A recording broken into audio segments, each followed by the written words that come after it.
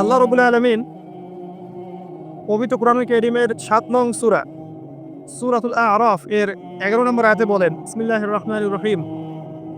আল্লাহ রাব্বুল আলামিন বলছেন, ওয়া লাকাদ খালাকনাকুম সুম্মা সাওয়ারনাকুম সুম্মা কুলনা লিল মালাইকাতি ইসজুদু লিআদম ফাসাজাদু ইল্লা ইবলিস লাম ইয়াকুম মিনাস সাজিদিন।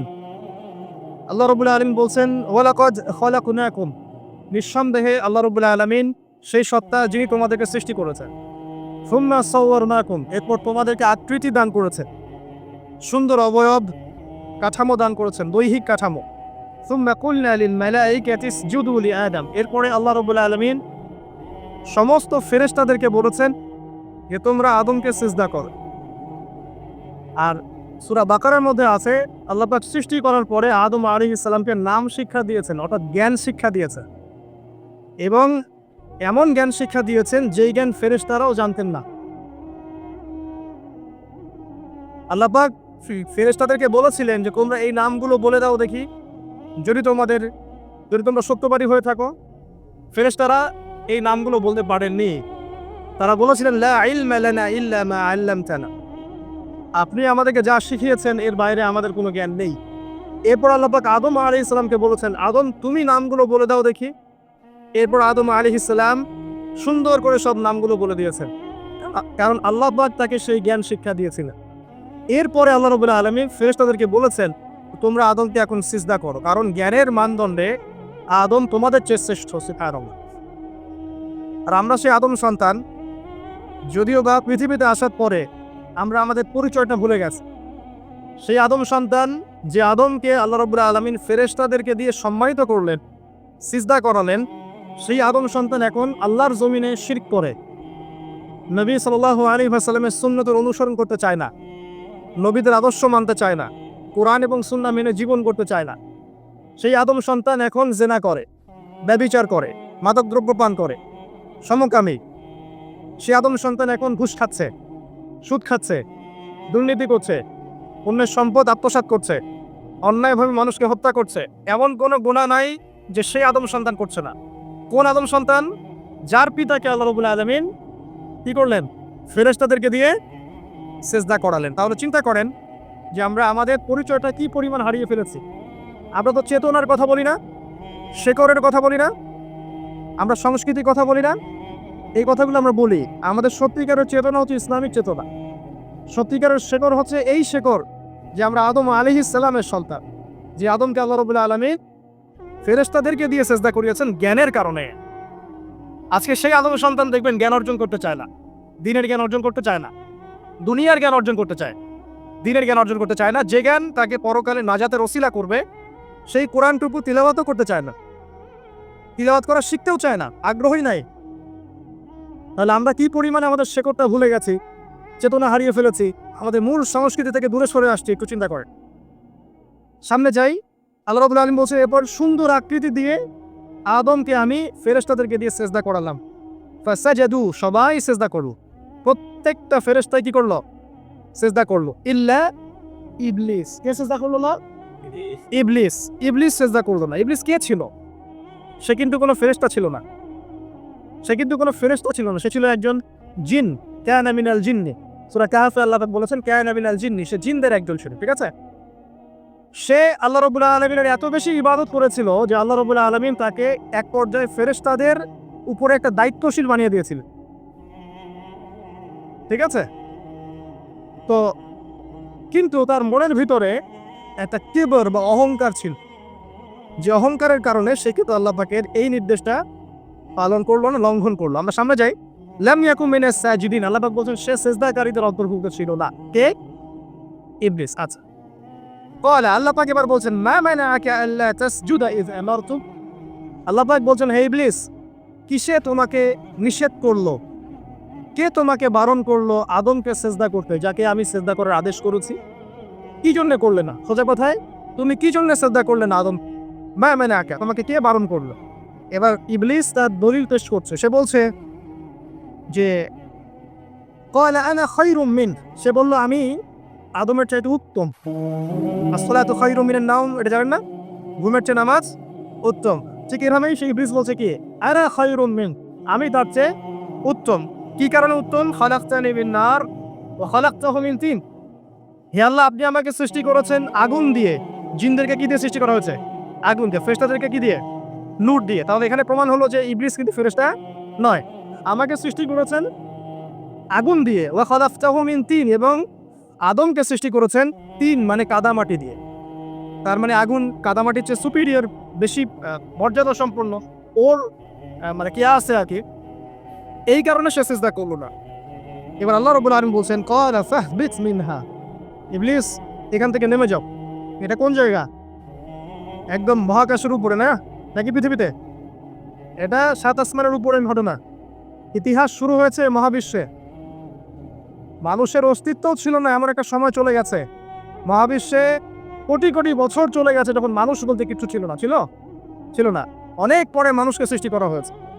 এখন দুনিয়াতে মানুষের চলাচল দেখলে মনে হয় মহাবিশ্বে সে একাই আছে, কেউ নাই, তাই না? আচ্ছা, এটা দলিল কোরআনে আছে। সূরা দাহার ১ নম্বর আয়াত পড়ে দেখবেন, হাল আতা আলাল ইনসানি হিনুম মিনাদ দাহরি লাম ইয়াকুন শাইআম মাযকুরা। আল্লাহ পাক বলছেন, মানুষের উপরে এমন সময় চলে গেছে যে মানুষ কোনো আলোচ্য বিষয় ছিল, উল্লেখযোগ্য কোনো বিষয় ছিল না। তো সভ্যতার শুরুর ঘটনা হচ্ছে এটা, মানে মানব সভ্যতার একদম শুরুর শেকড়ের ঘটনা হচ্ছে এটা। একদম শুরুর চেতনা, শুরুর সংস্কৃতি শুরু হচ্ছে এখান থেকে। এবার ইবলিস বলছে, আমি সিজদা করবো না, বিকজ আমি তো একটা সুপিরিয়র। আপনি তাকে সৃষ্টি করেছেন মাটি দিয়ে, আমাকে সৃষ্টি করেছেন আগুন দিয়ে, আমি তাকে সিজদা করবো না। সে আল্লাহ পাকের আদেশ লঙ্ঘনই করলো না, বরং আল্লাহকে উল্টা একটা যুক্তি দেখালো যে আপনি ভুল, আমি ঠিক। নাউজুবিল্লাহ, আপনি আমাকে আদমকে সিজদা করতে বলছেন, এটাই ভুল, বরং উচিত হচ্ছে ও আমাকে সিজদা করবে। নাউজুবিল্লাহ। তো সে কিন্তু আদা ওয়াস্তাকবার, সে উদ্ধত হলো এবং অহংকারও প্রদর্শন করলো। আল্লাহ পাক বলছেন, ক্বালা ফাহবিত মিনহা, এখন এখান থেকে নেমে যাও। এই জান্নাতি বলেন আর ওই ঊর্ধ্ব জগতই বলেন, সেখান থেকে তোমরা নেমে যাও, তুমি নেমে যাও। মা ইয়াকুনু লাকা আন তাতাকাব্বারা ফিহা, এখানে দাঁড়িয়ে তুমি অহংকার করবে এই অধিকার তোমাকে দেওয়া হয় নাই। সোজা কথায় আল্লাহ পাক বলছেন, এখানে দাঁড়িয়ে তুমি অহংকার করবে এই অধিকার তোমাকে দেওয়া হয় না। আল্লাহ পাক অহংকারীকে পছন্দ করেন না। অহংকারীদেরকে আল্লাহ পাক কিয়ামতের মাঠে পিঁপড়ার মতো উঠাবে। তাদের আকৃতি মানুষের সমান হবে না, ছোট ছোট কালো পিঁপড়ার মতো হবে, এবং অন্ধকার ওদেরকে ঢেকে নিবে। তো আমাদের মনে যাদের অহংকার আছে, আল্লাহর বাস্তে অহংকার ছেড়ে দেয়। অহংকার ইলমেরও থাকতে পারে। একজন অনেক বড় ইলমি ডিগ্রি সার্টিফিকেট আছে, অমুক ফারেক, অমুক মুহাদ্দিস, অমুক মুফাসসির, ডাবল ডিগ্রি, এটার অহংকার থাকতে পারে। ঠিক আছে? আবার অনেকে টাকা পয়সার অহংকার থাকে, অনেকের ক্ষমতার অহংকার থাকে, আবার এখনকার মেয়েদের সৌন্দর্যের অহংকার থাকে, থাকে না? এক এক মানুষের এক একটা অহংকার। অহংকারের ডেফিনেশনটা কি?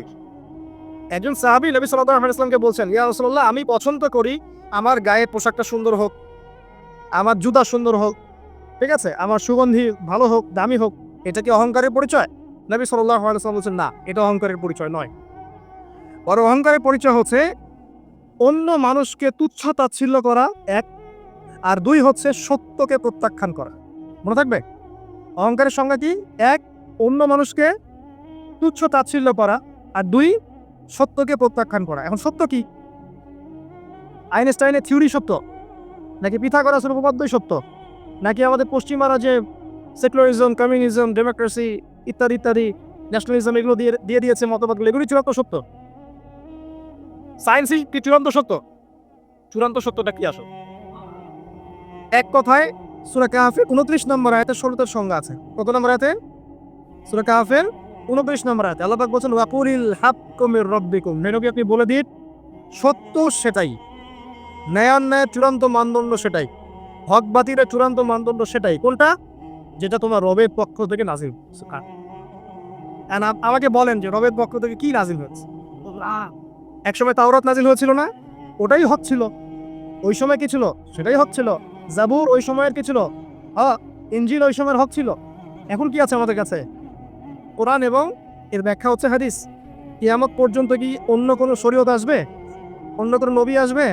কেউ যদি বলে যে অমুকে নবী হবে, সে কি মুসলিম না কাফের? তাহলে কোনো সন্দেহ আছে? যদি কেউ দাবি করে যে মুহাম্মদ সাল্লাল্লাহু আলাইহি ওয়াসাল্লাম শেষ নবী নন, আরো নবী আসতে পারে, নাউজুবিল্লাহ, এবং এই কুফরি আকীদায় বিশ্বাসীকে কেউ যদি কাফের মনে না করে, সেও কাফের হয়ে যেতে পারে। বুঝতে পারছেন? আসেন, তো অহংকারের সংজ্ঞাটা আমরা জেনে নিলাম যে সত্যকে প্রত্যাখ্যান করা, আল্লাহর ওহীকে প্রত্যাখ্যান করা, মানে কোরআন এবং সুন্নাহ থেকে সরে আসা, এটাকে মিথ্যা মনে করা, বা অন্য কোনো মতবাদকে কোরআন সুন্নাহর সমকক্ষ মনে করলেও কুফরি হয়ে যায়। যদি কেউ মনে করে অন্য একটা মতদর্শ, একটা দর্শন, একটা ফিলোসফিক্যাল থট বা একটা স্কুল অফ থট কোরআন সুন্নাহর চেয়ে ভালো নয় কিন্তু কোরআন সুন্নাহর সমমানের, এটাও যদি কেউ মনে করে কাফের। কথা কি বুঝতে পারছেন?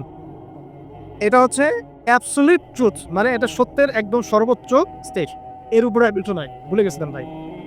আচ্ছা, এবার আসেন, আমরা অহংকারের সংজ্ঞা জানলাম, সত্যের সংজ্ঞাও জানলাম। এখানে ইবলিস কি করছে? সে অহংকার প্রদর্শন করছে। সে আল্লাহকে বলছে আপনি ভুল, আমি ঠিক। আদমকে সে তুচ্ছ তাচ্ছিল্য করলো এবং সত্যকে প্রত্যাখ্যান করলো, দুটোই কিন্তু ইবলিস করলো এখানে। আসেন, আল্লাহ পাক বলছেন ফাখরুজ, এখান থেকে বের হয়ে যাও হতবাক। ফাখরুজ মানে উখরুজ মানে বের হও, অতএব ফাখরুজ, এখান থেকে বের হয়ে যাও। ইন্নাকা মিনাস সাগিরিন, তোমার অহংকার করার কোনো সুযোগ নেই এখানে, তুমি তো ছোট পুত্র। ইন্নাকা মিনাস সাগিরিন, সাগির মানে কি? তুমি এখান থেকে তুমি বের হয়ে যাও এখান থেকে, তুমি একজন ক্ষুদ্র সত্তা, তোমার এখানে অহংকার করার কিছু নাই। কলা এবার ইবলিস বলছে, এই জায়গাগুলো খুব ভালো করে শোনেন, আমাদের লেকচারের আসল জায়গায় কিন্তু যাবো এটি। যদি আড়াইটা পর্যন্ত লেকচার দিয়ে কোনো সমস্যা আছে? আচ্ছা, তাহলে বসে থাকে, খাওয়া দাওয়া করে আসছেন তো? আচ্ছা, কলা এবার ইবলিস বলছে আনজিরনি, শোনেন, ইবলিস বলছে আনজিরনি, হে আল্লাহ আমাকে অবকাশ দিন। কি বলছে? আমাকে অবকাশ দিন। ইলা ইয়াউমি ইউবআসুন, যেই দিন আপনি কিয়ামত ঘটাবেন, যেদিন সবাইকে পুনরুত্থিত করবেন, ওই দিন পর্যন্ত আমাকে অবকাশ দিন। সূরা বাকারায় আছে, অন্য সূরা আছে রব্বি আনজিরনি ইলা ইয়াউমি ইউবআসুন। ইবলিস বলছে হে আমার রব। কি বলছে ইবলিস? হে আমার রব। ইবলিস কি তাহলে আস্তিক না নাস্তিক? কথা বলেন, ইবলিস কি আস্তিক না নাস্তিক? আস্তিক। ইবলিস বলছে যে ইয়া রব্বি রব্বি, হে আমার রব, হে আমার প্রতিপালক। আল্লাহকে ইবলিস বলছে হে আমার প্রতিপালক, আনজিরনি, আমাকে অবকাশ দিন, ইলা ইয়াউমি ইউবআসুন, কিয়ামত দিবস পর্যন্ত, বা যেদিন আপনি পুরো মানব জাতিকে উঠাবেন কবর থেকে, আবার ওই দিন পর্যন্ত আমাকে অবকাশ দিন। তার মানে কিয়ামত যে হবে এটা নতুন করে লেখা হয় নাই, সভ্যতায় হিস্ট্রির শুরু থেকে কিয়ামত ছিল। কথা বুঝতে পারছেন? ফেরেশতারাও জানতেন যে একদিন মহাবিশ্ব ধ্বংস হয়ে যাবে। যখন পৃথিবীতে মানুষকে পাঠানো হয়নি তার আগেই ফেরেশতারা জানতেন, আল্লাহ পাকের ইলমে ছিল এবং তিনি এটা ফয়সালা করে দিয়েছিলেন যে একদিন এই পুরো মহাবিশ্বই ধ্বংস হয়ে যাবে। ইবলিস আগে থেকে জানতো যে কিয়ামত হবে, এই জন্য সে বলছে আমাকে কিয়ামত পর্যন্ত অবকাশ দিন। আল্লাহ পাক এবার কি বলছেন দেখেন, ইবলিস আল্লাহর কাছে চাইলো, আল্লাহ পাক তাও তাকে ফেরত দিলেন না। আর আমরা আল্লাহর কাছে চাইতে এখন হতাশা হয়ে যায় না, দোয়া করতে থাকি আর বলি যে আমার দোয়া তো কবুল হচ্ছে।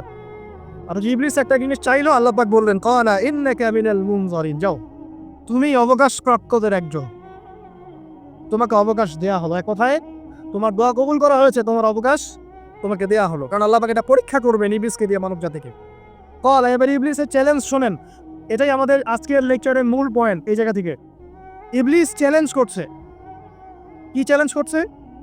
ফাবিমা আগওয়াইতানি, হে আল্লাহ আপনি যে কারণে আমাকে বিচ্যুত করলেন, আর আমি আমার যে কৃতকর্মের কারণে আপনার রহমত থেকে বঞ্চিত হয়ে গেলাম, ঠিক আছে, লাআকউদান্না লাহুম সিরাতাকাল মুস্তাকিম, আমি সেই আদমের এবং আদমের সন্তানের সরল পথে ওত পেতে বসে থাক। কথাটা ভালো করে বোঝেন। ইবলিস চ্যালেঞ্জ করলো কাকে? আল্লাহকে। যে কারণে আল্লাহ আপনি আমাকে বহিষ্কার করলেন, এখন আমি কি করব? আমি এই আদম সন্তানের সরল পথে, আপনাকে পাওয়ার এই পথে, পথের আনাচে কানাচে আমি ওত পেতে বসে থাকবো। কি জন্য বসে থাকবো? যাতে করে আমি আদম সন্তানকে বিচ্যুত করতে পারি। শুধু তাই নয়, সে আরো বলছে সুম্মা লাআতিয়ান্নাহুম, আমি শুধু বসেই থাকবো না, আমি আদম সন্তানের কাছে আসবো। মিন বাইনি আইদিহিম, তার সামন থেকে আসবো, ওয়া মিন খালফিহিম, আদম সন্তানের পিছন থেকে আসবো, ওয়া আন আইমানিহিম, তার ডান দিক থেকে আসবো, ওয়া আন শামাইলিহিম, তার বাম দিক থেকে আসবো, ওয়ালা তাজিদু আকসারাহুম শাকিরিন, আল্লাহ পাক আপনি তাদের বেশিরভাগকেই শুকরগুজার পাবেন না। কথা কি ক্লিয়ার না? কোনো সমস্যা? ইবলিস কি চ্যালেঞ্জ করলো? আমি শুধু বসেই থাকবো না, ডান দিক থেকে আসবো, বাম দিক থেকে আসবো, সামন থেকে আসবো, পিছন থেকে আসবো, আমি আদম সন্তানকে পথভ্রষ্ট করেই ছাড়বো, আপনি আদম সন্তানের বেশিরভাগকে পথভ্রষ্ট পাবেন। ইবলিসের কথার কি বাস্তব প্রতিফলন দেখা যায় এখন সমাজে? বেশিরভাগ মানুষ নামাজ পড়ে না পড়ে না, বেশিরভাগ মানুষ সুদ খায় না খায় না, বেশিরভাগ যুব সমাজ জেনা করতেছে না, বেশিরভাগ লোক মাদক খাচ্ছে না খাচ্ছে না। পৃথিবীর কোনো জায়গায় আল্লাহর বিধান আছে কি নাই? দুই একটা জায়গায় আছে আই ওয়াশ, শোডাউন। বেশিরভাগ নারী পর্দায় চলে না চলে না, বেশিরভাগ মানুষ রোজা রাখে না, বেশিরভাগ মানুষ যাকাত দেয় কি দেয় না। তাহলে ইবলিস যে বললো আপনি বেশিরভাগকেই শুকরগুজার পাবেন না। বেশিরভাগ মানুষ পরকালের স্বার্থে কাজ করে না, দুনিয়ার স্বার্থে কাজ করে।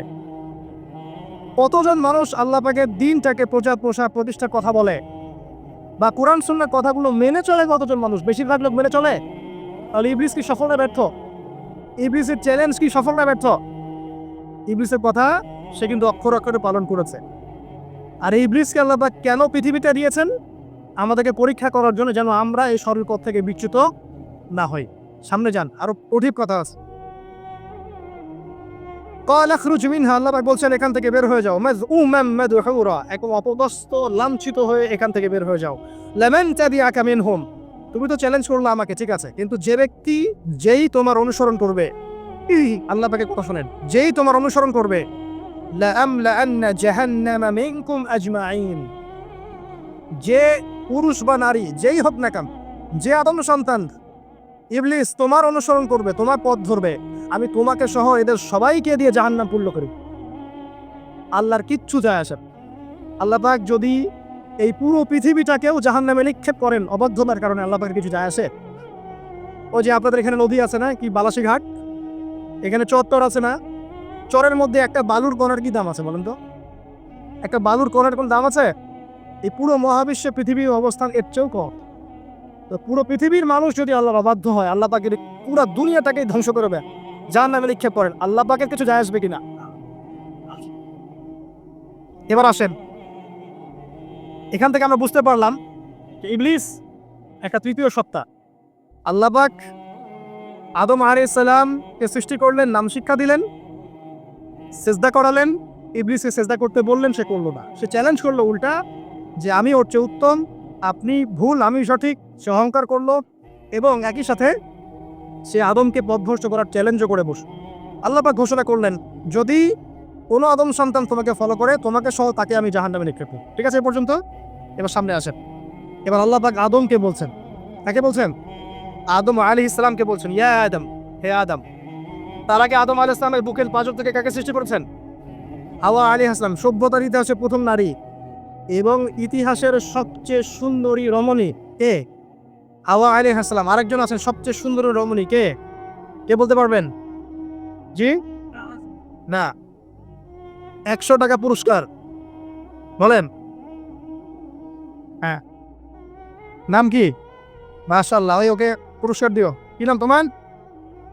মাশাআল্লাহ, মাশাআল্লাহ। দ্বিতীয় সুন্দরী রমণী, দুইজন রমণীকে বলা হয় পৃথিবীর সবচেয়ে সুন্দরী রমণী। আপনি যাদেরকে দেখে সিডিউস হচ্ছেন, যদিও এদেরকে দেখে সিডিউস হওয়ার কিছু নাই, কারণ এরা তো সুন্দর না, কোনো দিক থেকে সুন্দর না, না পোশাকের দিক থেকে, না চেহারার দিক থেকে, না ফিজিক্যাল স্ট্রাকচারের দিক থেকে। এটাকে দেখে তো পাগলও সিডিউস হবে না। তো আদম আলাইহিস সালাম এবং আদম আলাইহিস সালামের স্ত্রী হাওয়া আলাইহিস সালাম এবং সারা আলাইহিস সালাম ইতিহাসের সবচেয়ে সুন্দর রমণী। ইতিহাসের সবচেয়ে সুন্দর রমণী কাদের স্ত্রী ছিলেন? নবীদের নন্দ কারো। এই জন্যই বলি, আপনি যদি পবিত্র থাকেন, আল্লাহওয়ালা মানুষ হন, ইনশাআল্লাহ তাআলা আল্লাহ পাক আপনার ঘরে একজন নেককার পুণ্যবতী সুশ্রী স্ত্রী দান করবেন ইনশাআল্লাহ। আপনি যদি এইসব অশ্লীলতার গোলক ধাঁধায় পড়ে নিজের ঈমান হারিয়ে ফেলেন, চরিত্র হারিয়ে ফেলেন, সম্ভাবনা খুবই কম যে আপনি একজন দিনদার মেয়ে পাবেন। বরং আপনি এমন কাউকেই পেতে পারেন যে আপনার মতোই। ঠিক আছে, দেখবেন যে আপনি 10 ঘাটের পানি খেয়ে আসছেন, ও দেখবেন 12 ঘাটের পানি খেয়ে আসছে। আল্লাহ পাক আমাদের যুব সমাজকে হেফাজত করুন, আমিন। আল্লাহ পাক এবার আদম আলাইহিস সালামকে বলছেন, ইয়া আদম, হে আদম, উসকুন আনতা ওয়া যাওজুকাল জান্নাহ। আদম শোনো, তুমি এবং তোমার স্ত্রী দুইজন এখন জান্নাতে থাকো। কোথায় থাকো? জান্নাতে থাকো। ওয়া কুলা মিন হাইসু শি'তুমা, যেখানে ইচ্ছা সেখান থেকে খাবার খাও। জান্নাতের নাজ নেয়ামতের কথা তো আপনারা শুনেছেন অনেক, আমি ওইগুলো বলতে যাচ্ছি না, সময় চলে যাবে। যা ইচ্ছা তাই পাবেন সেখানে, যা ইচ্ছা তাই। এমন একটা জায়গা যেটা কখনো কোনো চোখ দেখে নাই, কোনো কান শোনেও নাই। চোখ না দেখলেও, কান না শুনলেও মানুষ মনে মনে অনেক কিছু কল্পনা করে না, এটা কল্পনাও করার সুযোগ নাই। এত উন্নত মানের একটা জায়গা। তোমরা দুজন এখানে থাকো, জান্নাতের যে কোনো জায়গায় যাও, খাওয়া দাওয়া করো, কোনো সমস্যা নেই। কিন্তু ওয়ালা তাকরাবা হাদিহিস শাজার, মানে কি, এই যে গাছটা আছে, এই গাছের কাছে যেও। একটা শর্ত খালি দিলাম, গাছের কাছে যেও না। গাছের নাম কি এগুলো আমাদের আলোচনার বিষয় না। বিষয়টা হচ্ছে আল্লাহ পাকের আদেশটা কি। গাছটা আম গাছ হতে পারে, জাম গাছ হতে পারে, কদু গাছ হতে পারে, যে কোনো গাছ হতে পারে। এটা নিয়ে আমাদের কোনো মাথা ব্যথা নাই। মাথা ব্যথা হচ্ছে আল্লাহ পাকের আদেশ এই গাছের কাছে যেও না, বাস যেও।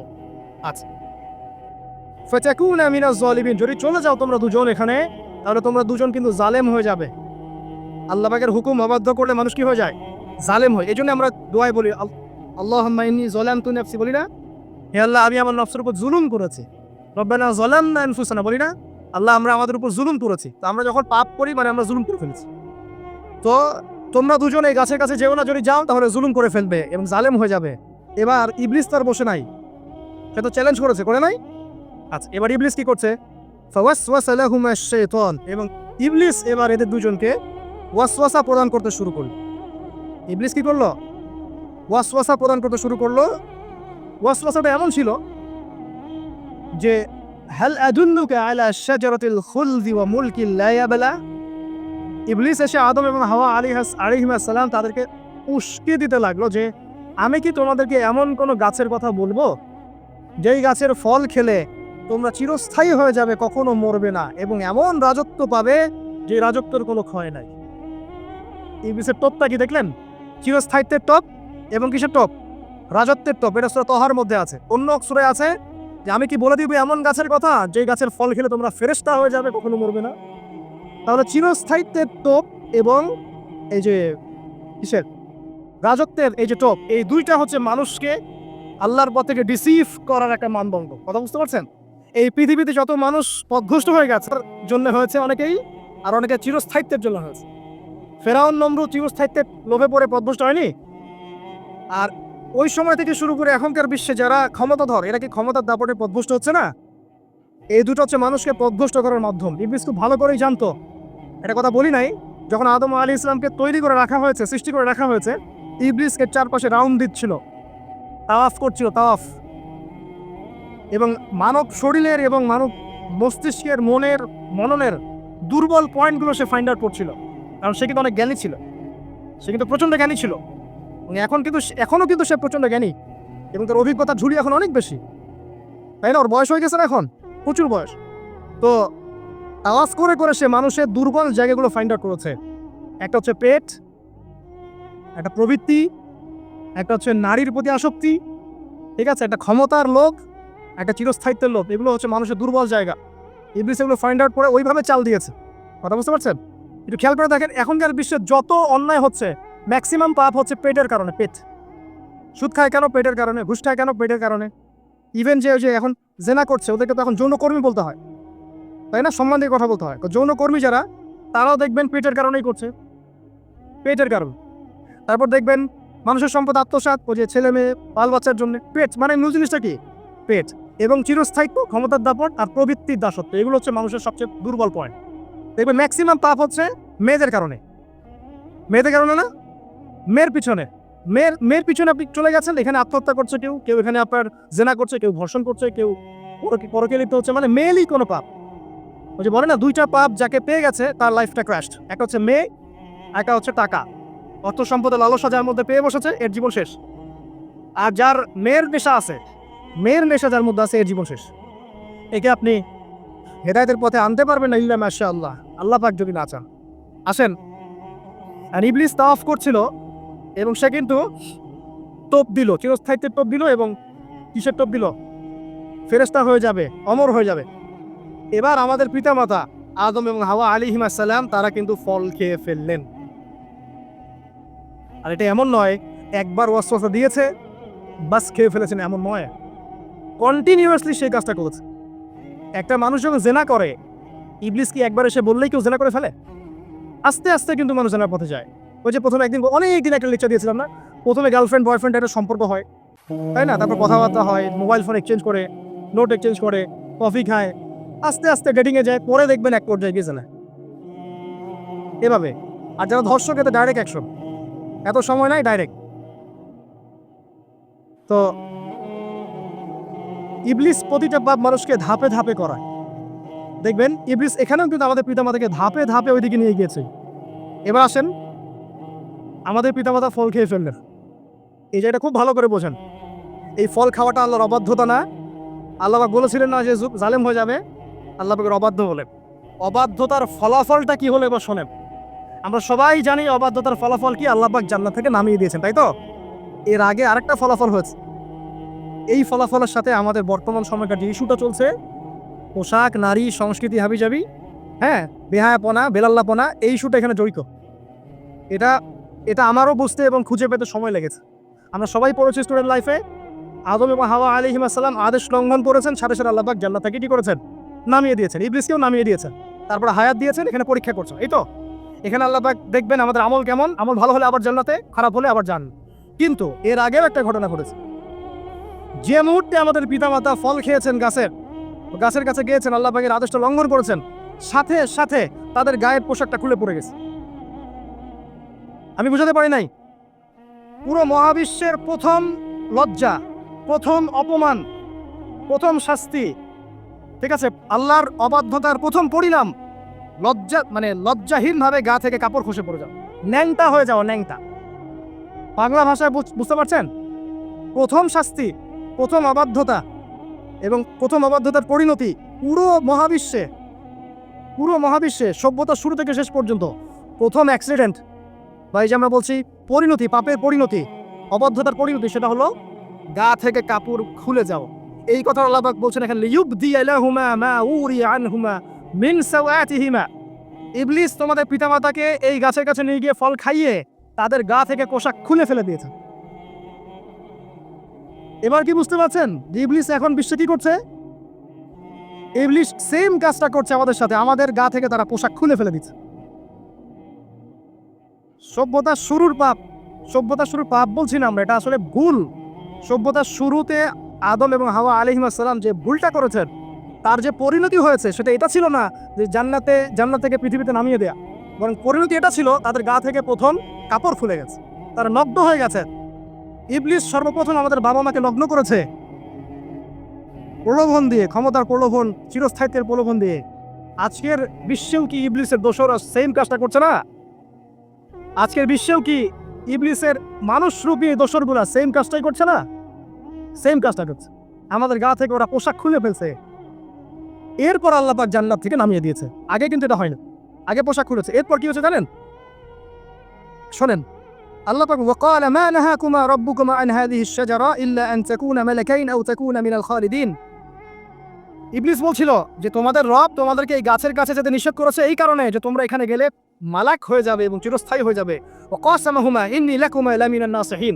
ইবলিস বলছিল যে আমি আল্লাহর কসম করে বলছি আমি তোমাদের শুভাকাঙ্ক্ষী।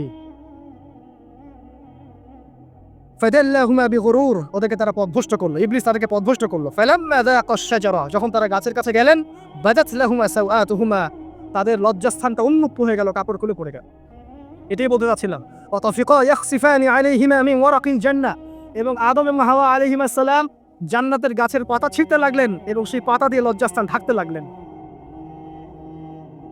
আপনার বাবা আপনার মাকে যদি কেউ রাস্তায় নগ্ন করে ফেলে আপনার কেমন লাগবে? আপনি কি করবেন তার ইজ্জত সম্মান বাঁচানোর জন্য? আমাদের পিতা মাতাকে ইবলিস জান্নাতে নগ্ন করে দিয়েছিল এবং আমাদের পিতা মাতা জান্নাতের পাতাগুলো ছিঁড়ে ছিঁড়ে লজ্জাস্থানকে আবৃত করতে শুরু করল। ওয়ানাদাহুমা রাব্বুহুমা, এবং আল্লাহ পাক বলছেন এবার আল্লাহ পাক তাদের দুজনকে ডাকলেন, ডেকে বললেন, আলাম আনহাকুমা আন তিলকুমা শাজারা, হে আদম এবং হাওয়া, তোমাদের দুজনকে কি আমি বলি নাই যে এই গাছের কাছে যাবে না? ওয়াকুল লাকুমা ইন্নাশ শাইতানা লাকুমা আদুউম মুবিন, আমি কি তোমাদেরকে বলি নাই নিশ্চয়ই শয়তান তোমাদের স্পষ্ট প্রকাশ্য শত্রু?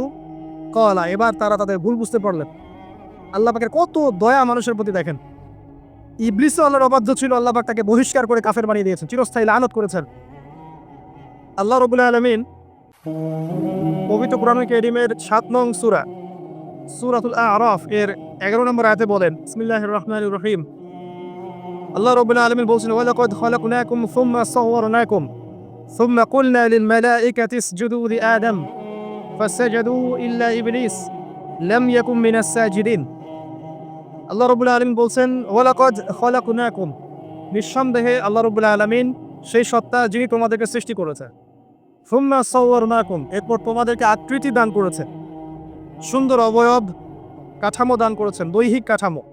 সুম্মা কুলনা লিল মালাইকাতি ইসজুদু লি আদম, এরপরে আল্লাহ রাব্বুল আলামিন সমস্ত ফেরেশতাদেরকে বলেছেন যে তোমরা আদমকে সিজদা করো।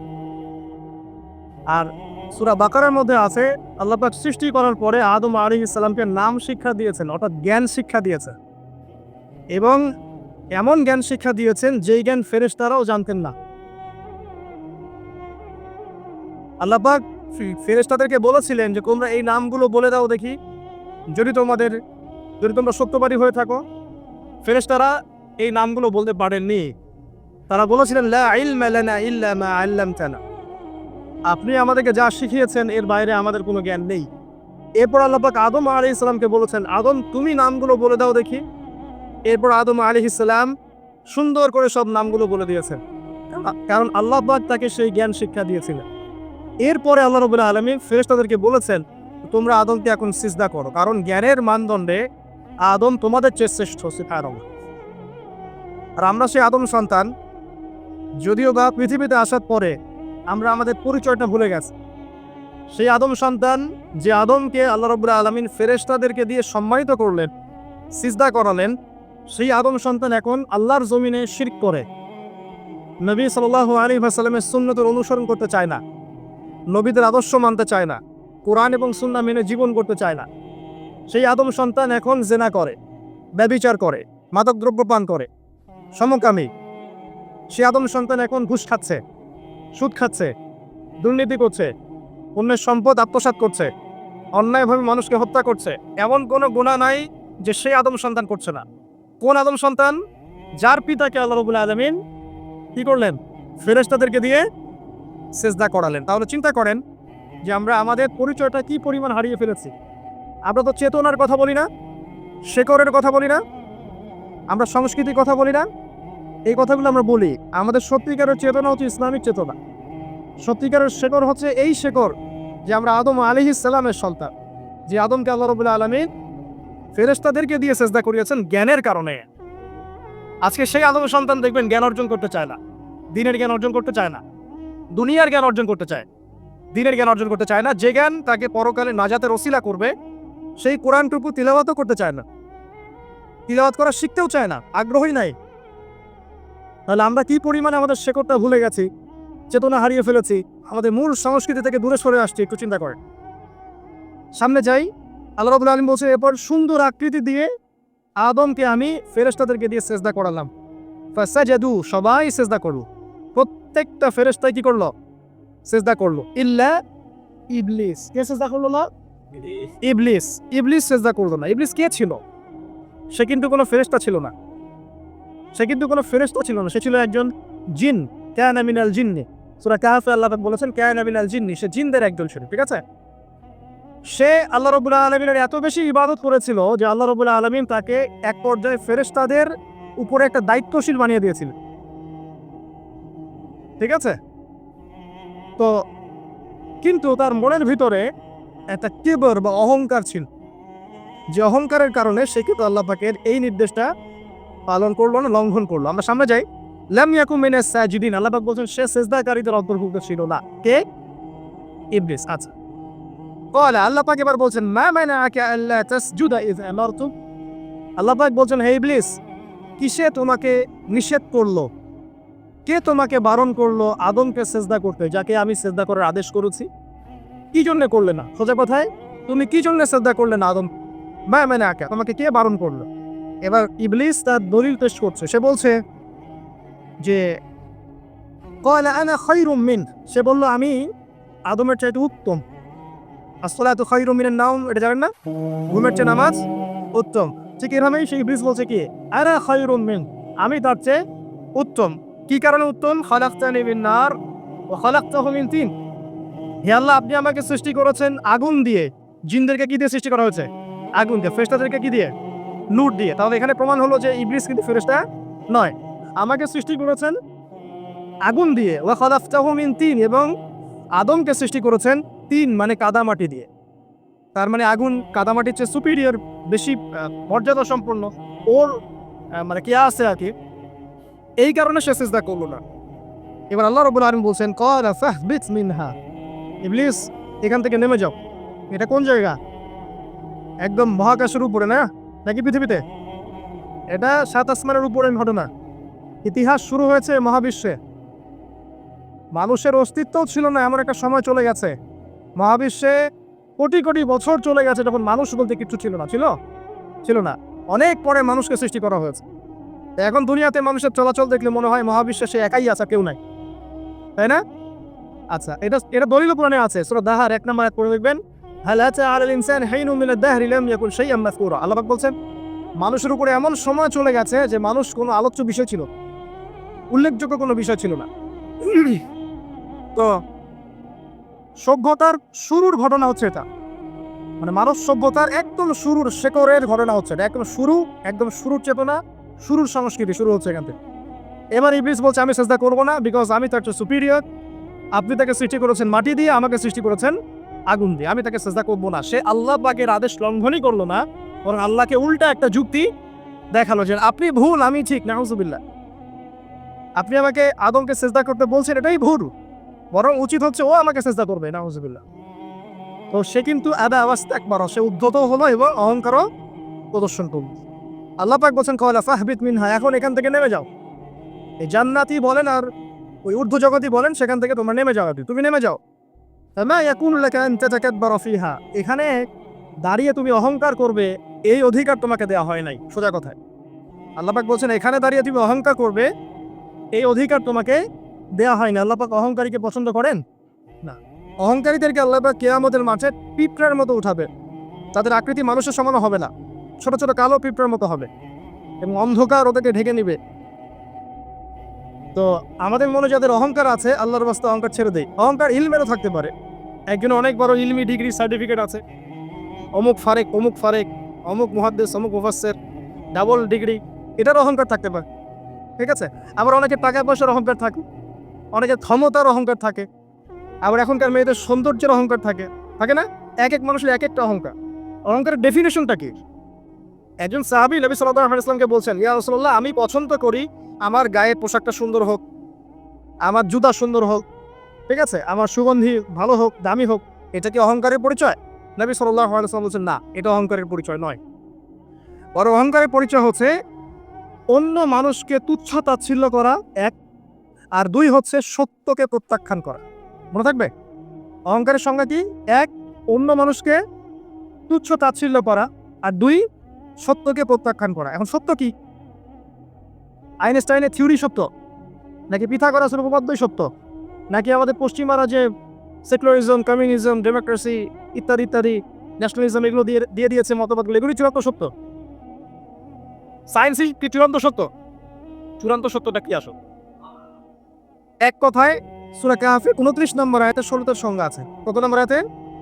সূরা কাহফের 29 নম্বর আয়াতে আল্লাহ পাক বলেছেন ওয়াকুলিল হাক্কু মির রাব্বিকুম, নবী আপনি বলে দিন সত্য সেটাই, ন্যায়ান্যায়ের চূড়ান্ত মানদণ্ড সেটাই, হক বাতিলের চূড়ান্ত মানদণ্ড সেটাই। কোনটা? যেটা তোমার রবের পক্ষ থেকে নাজিল হয়েছে। আমাকে বলেন যে রবের পক্ষ থেকে কি নাজিল হয়েছে? একসময় তাওরাত নাজিল হয়েছিল না? ওটাই হক ছিল। ওই সময় কি ছিল? সেটাই হক ছিল। জাবুর ওই সময়ের কি ছিল? হক। ইনজিল ওই সময়ের হক ছিল। এখন কি আছে আমাদের কাছে? কোরআন এবং এর ব্যাখ্যা হচ্ছে হাদিস।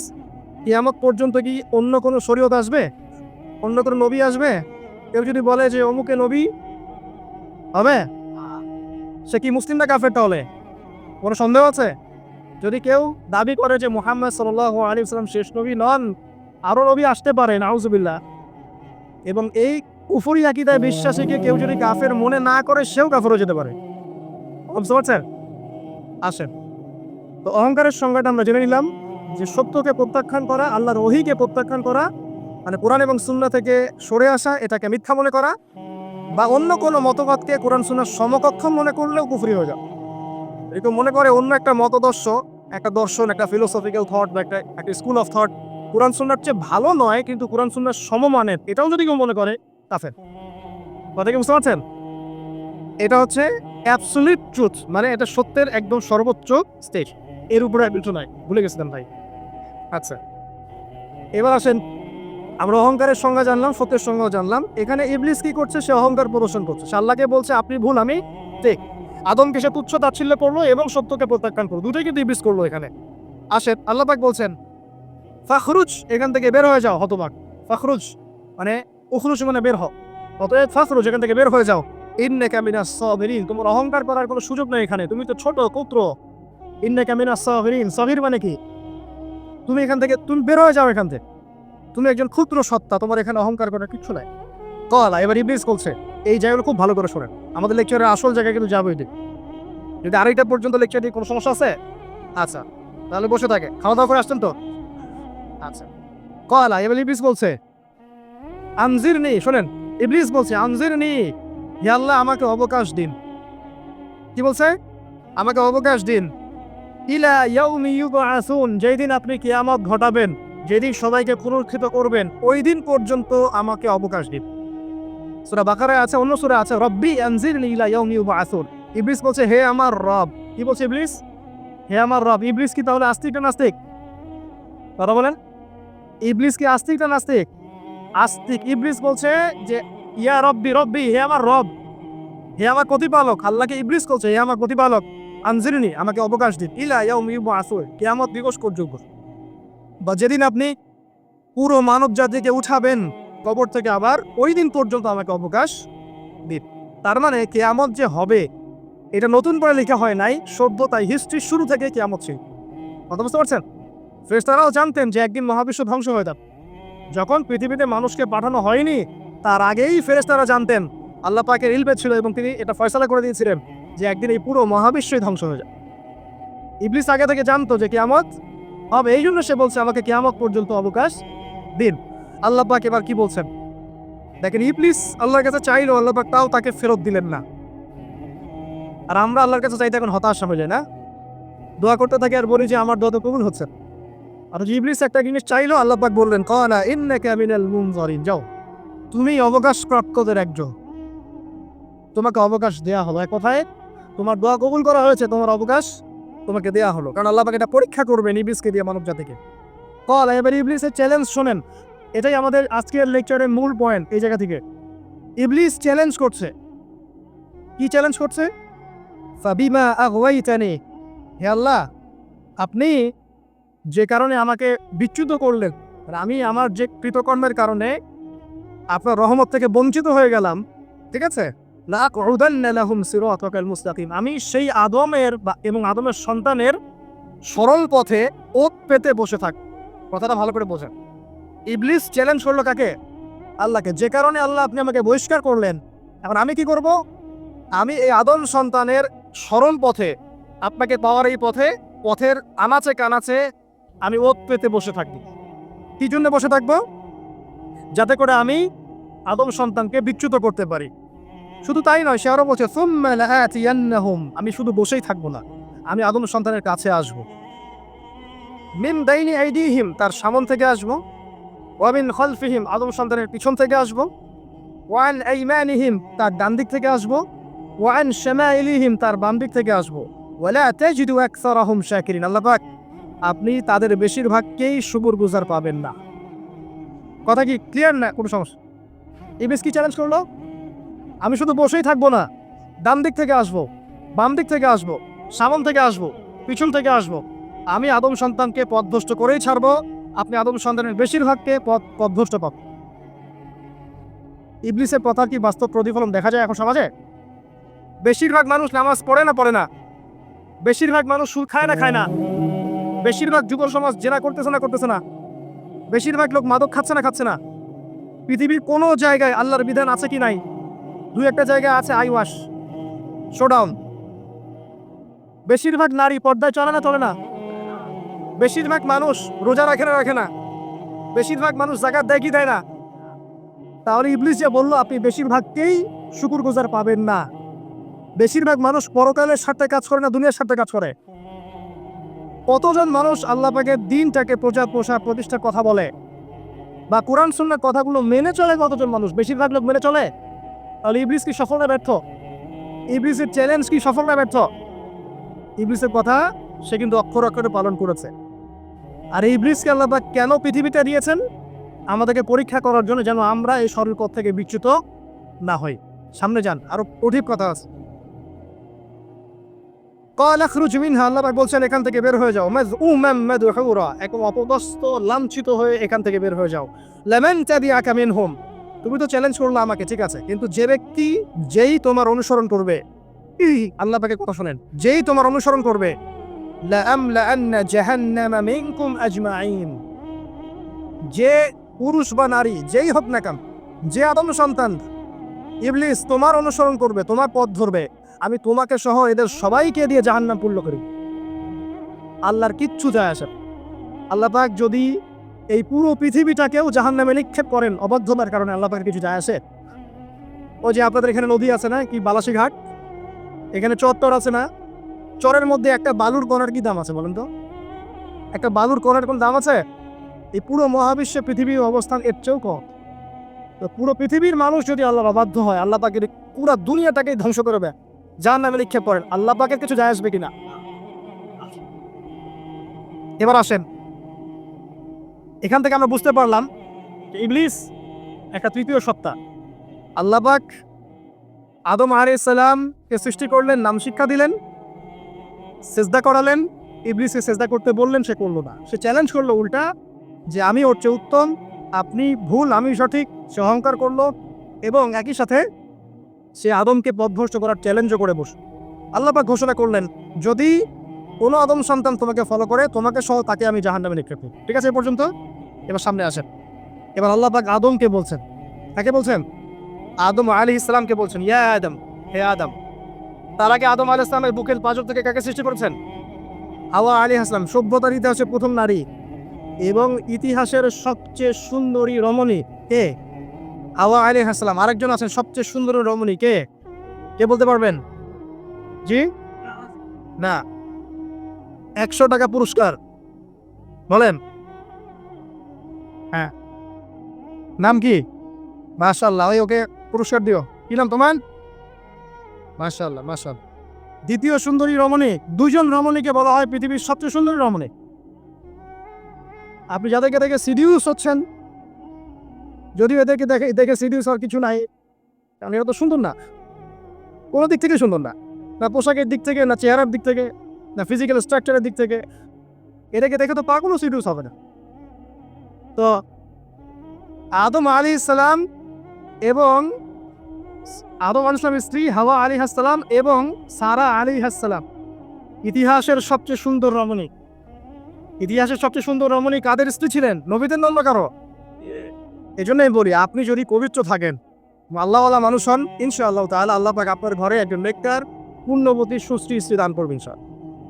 আপনি যদি এইসব অশ্লীলতার গোলক ধাঁধায় পড়ে নিজের ঈমান হারিয়ে ফেলেন, চরিত্র হারিয়ে ফেলেন, সম্ভাবনা খুবই কম যে আপনি একজন দিনদার মেয়ে পাবেন। বরং আপনি এমন কাউকেই পেতে পারেন যে আপনার মতোই।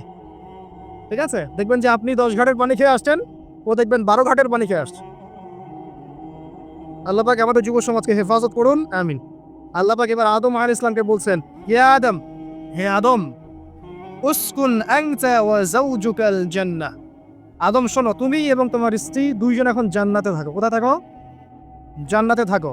ওয়া কুলা মিন হাইসু শি'তুমা, যেখানে ইচ্ছা সেখান থেকে খাবার খাও।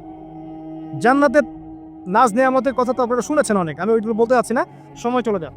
যা ইচ্ছা তাই পাবেন সেখানে, যা ইচ্ছা তাই। এমন একটা জায়গা যেটা কখনো কোনো চোখ দেখে নাই, কোনো কান শোনেও নাই, চোখ না দেখলেও কান না শুনলেও মানুষ মনে মনে অনেক কিছু কল্পনা করে না, এটা কল্পনাও করার সুযোগ নাই। এত উন্নত মানের একটা জায়গা। তোমরা দুজন এখানে থাকো, জান্নাতের যে কোনো জায়গায় যাও, খাওয়া দাওয়া করো, কোনো সমস্যা নেই। কিন্তু ওয়ালা তাকরাবা হাদিহিস শাজার, মানে কি, এই যে গাছটা আছে, এই গাছের কাছে যেও। একটা শর্ত খালি দিলাম, গাছের কাছে যেও না। গাছের নাম কি এগুলো আমাদের আলোচনার বিষয় না। বিষয়টা হচ্ছে আল্লাহ পাকের আদেশটা কি। গাছটা আম গাছ হতে পারে, জাম গাছ হতে পারে, কদু গাছ হতে পারে, যে কোনো গাছ হতে পারে। এটা নিয়ে আমাদের কোনো মাথা ব্যথা নাই। মাথা ব্যথা হচ্ছে আল্লাহ পাকের আদেশ, এই গাছের কাছে যেও না, বাস যেও। আচ্ছা, ফাতাকুনা মিনাজ জালিমিন, যদি চলে যাও তোমরা দুজন এখানে, তাহলে তোমরা দুজন কিন্তু জালেম হয়ে যাবে। আল্লাহ পাকের হুকুম অবাধ্য করলে মানুষ কি হয়ে যায়? জালেম হয়। এই জন্য আমরা দোয়ায় বলি, আল্লাহুম্মা ইন্নী যালামতু নাফসি, বলি না? হে আল্লাহ, আমি আমার নফসের উপর জুলুম করেছি। রব্বানা যালামনা আনফুসানা, বলি না? আল্লাহ, আমরা আমাদের উপর জুলুম করেছি। তো আমরা যখন পাপ করি, মানে আমরা জুলুম করে ফেলেছি। তো তোমরা দুজন এই গাছের কাছে যেও না, যদি যাও তাহলে জুলুম করে ফেলবে এবং জালেম হয়ে যাবে। এবার ইবলিস তার বসে নাই, সে তো চ্যালেঞ্জ করেছে, করে নাই? আচ্ছা, এবার ইবলিস কি করছে? ফাওয়াসওয়াসা লাহুমা শাইতান, এবং ইবলিস এবার এদের দুজনকে ওয়াসওয়াসা প্রদান করতে শুরু করলো। ইবলিস কি করলো? ওয়াসওয়াসা প্রদান করতে শুরু করলো। ওয়াসওয়াসাটা এমন ছিল যে হাল আদুল্লুকা আলা শাজারাতিল খুলদি ওয়া মুলকিন লা ইয়াবলা। ইবলিস এসে আদম এবং হাওয়া আলাইহিস সালাম তাদেরকে উস্কে দিতে লাগলো যে আমি কি তোমাদেরকে এমন কোনো গাছের কথা বলবো যেই গাছের ফল খেলে তোমরা চিরস্থায়ী হয়ে যাবে, কখনো মরবে না, এবং এমন রাজত্ব পাবে যে রাজত্বের কোনো ক্ষয় নাই। ইবলিসের টপটা কি দেখলেন? চিরস্থায়িত্বের টপ এবং কিসের টপ? রাজত্বের টপ। এটা সূরা তহার মধ্যে আছে। অন্য সূরায় আছে যে আমি কি বলে দিব এমন গাছের কথা যেই গাছের ফল খেলে তোমরা ফেরেশতা হয়ে যাবে, কখনো মরবে না। তাহলে চিরস্থায়িত্বের টপ এবং এই যে কিসের রাজত্বের এই যে টপ, এই দুইটা হচ্ছে মানুষকে আল্লাহর পথ থেকে ডিসিভ করার একটা মানদণ্ড। কথা বুঝতে পারছেন? এই পৃথিবীতে যত মানুষ পথভ্রষ্ট হয়ে গেছে তার জন্য হয়েছে অনেকেই, আর অনেকে চিরস্থায়িত্বের জন্য হয়েছে। ফেরাউন নমরুদ চিরস্থায়িত্বের লোভে পড়ে পথভ্রষ্ট হয়নি?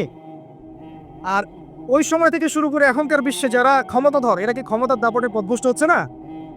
এই দুটো হচ্ছে মানুষকে পথভ্রষ্ট করার মাধ্যম। ইবলিস খুব ভালো করেই জানতো, এটা কথা বলি নাই, যখন আদম আলাইহিস সালামকে তৈরি করে রাখা হয়েছে, সৃষ্টি করে রাখা হয়েছে, ইবলিসকে চারপাশে রাউন্ড দিচ্ছিল, তাওয়াফ করছিল, তাওয়াফ। এবং মানব শরীরের এবং মানব মস্তিষ্কের মননের দুর্বল পয়েন্টগুলো সে ফাইন্ড আউট করছিল।